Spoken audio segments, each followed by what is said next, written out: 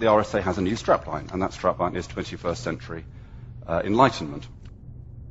And the original Enlightenment in the 18th century was not, of course, a single cohesive movement. It didn't have a simple start and finish. So when we think about the core ideals of the Enlightenment, it's not simply a kind of historical process. It's in a way, we think about how those ideals have shaped modern values, norms, and lifestyles. It's a kind of process of cultural psychotherapy.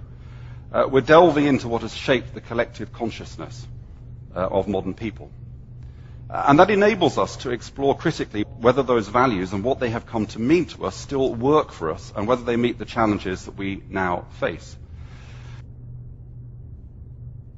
So whilst I don't underestimate the ability of human beings to invent and to adapt, in the end, on balance, I do favour the view that we need to live differently in the 21st century. And as the architects of the Enlightenment understood, to live differently involves thinking differently. It involves seeing the world and ourselves from a new perspective.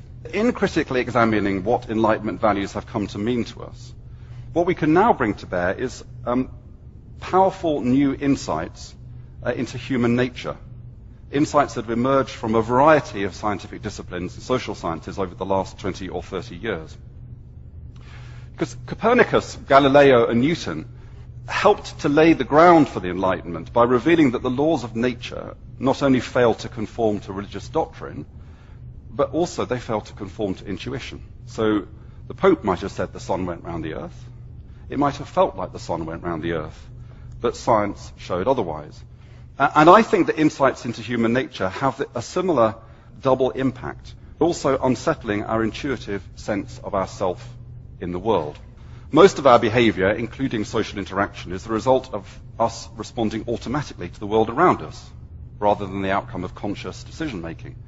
And in this sense, it's more realistic to see ourselves as integrally connected to the social and natural world, rather than as a separate, wholly autonomous entity. The research is clear. If you want to be a happier person, don't read a self-help book. Just have happier friends. And there are other lessons that we can learn from the more subtle and holistic model of human nature now emerging. We're not very good at making long-term decisions. We're much better understanding relative than absolute values. And as we found out in the credit crunch, we are enthralled to what Keynes called animal spirits. Perhaps even more startlingly, we are very, very bad at predicting what's going to make us happy.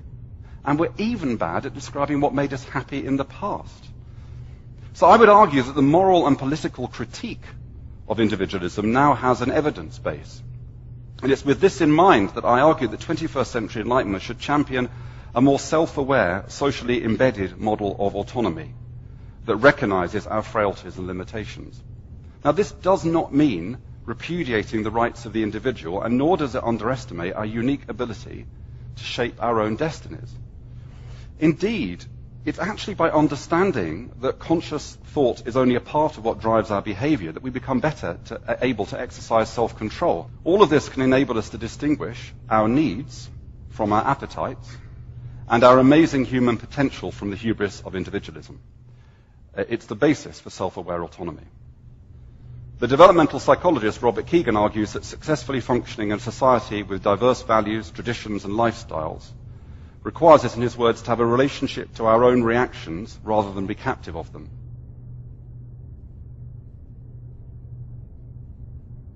I quote, "To resist our tendencies to make right or true that which is merely familiar, and wrong or false that which is only strange." Now, the good news, and it is really good news, is that there's every reason to believe that we can expand empathy's reach.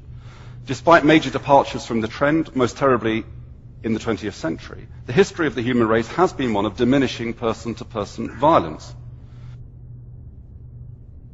Since the advent of modern civil rights, we've seen a revolution in social attitudes based on race, gender, sexuality. Furthermore, real-time global media have brought the suffering of distant people into our living rooms, and immigration, emigration, and foreign travel all provide us with opportunities to put ourselves in other people's shoes. There are reasons to ask whether the process of widening human empathy has stalled, and at just the time when we need it to accelerate.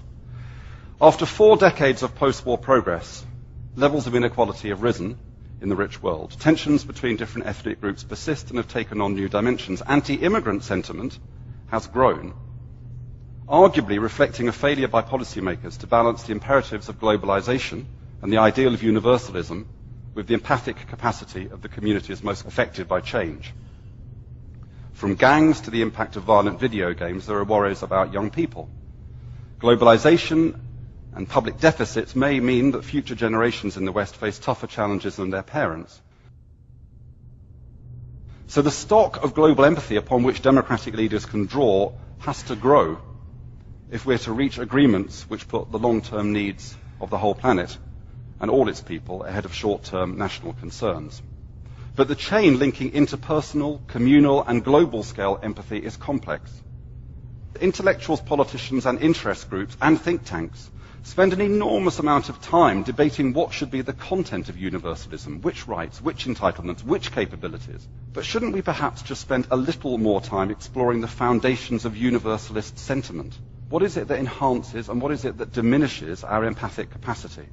Policy implications range from a continued emphasis on the early years of child rearing to developing schools as intelligent communities, to exploring the way popular culture inclines us to think of other people. For example, a culture which prized empathy would be one which distinguished the healthy activity of public disagreement from the unhealthy habit of public disparagement. It's become a cliche that education is the most valuable resource in a global knowledge economy. I would argue that fostering empathic capacity is just as important to achieving a world of citizens at peace with each other and with themselves. But even were we to have more self-aware and more empathic citizens, they would still face dilemmas and differences of opinion. I want to encourage us to recognize that the question, what is progress, raises substantive and ethical questions which we should be more willing to acknowledge, to honor, and to debate. How are we to make those decisions? Of course, the utilitarian answer lies in maximizing human happiness, and if progress is measured in these terms, we have done well since the Enlightenment, there is little doubt. The poorest citizens of the developed world now have better health, longer lifespans, and many more resources and opportunities than those who would have been considered well off a century ago. But sometimes it feels as though the idea that progress should be designed to increase happiness has turned into the assumption that pursuing progress is the same as improving human welfare. The success of the Western post-Enlightenment project has resulted in a society like ours being dominated by three logics: the logic of science and technological progress, the logic of markets, and the logic of bureaucracy. And the limits of the logic of science and of markets lie in their indifference to a substantive concern for the general good. If something can be discovered and developed, it should be discovered and developed. If something can be sold, then it should be sold. And the problem for bureaucracy is a tendency to put the rationality of rules above the rationality of ends. And so it's in this context that the 21st Century Enlightenment project demands a reassertion of the fundamentally ethical dimension of humanism. How can we make it easier to ask, is this right?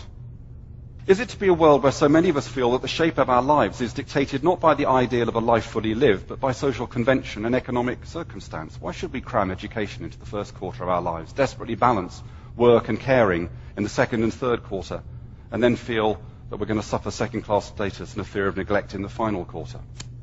You see, rationality can tell us how best to get from A to Z, but without ethical reasoning, we cannot discuss where Z should be. So what we aim for can be as important to our well-being as what we achieve. As Michel Foucault says of Kant's own description of the Enlightenment, it has to be conceived as an attitude, an ethos, a philosophical life in which the critique of what we are is at one and the same time the historical analysis of the limits that are imposed on us, and an experiment with the possibility of going beyond them. To be responsible, to create a big society, to live sustainably, this is not simply a matter of will.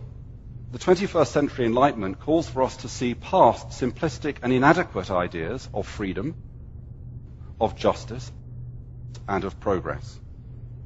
Perhaps it's time to stop chasing those myths, to stop being transfixed by abstractions, and instead to reconnect a concrete understanding of who we are as human beings, to political debates about who we need to be, and philosophical and even spiritual exploration of who we might aspire to be.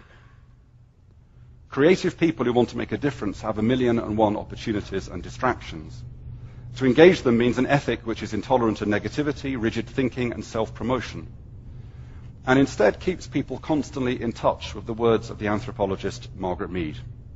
True to the spirit which created the Enlightenment, true to the spirit which moved the founders of the RSA 256 years ago, Margaret Mead said simply this: never doubt that a small group of thoughtful, committed citizens can change the world. Indeed, it is the only thing that ever has.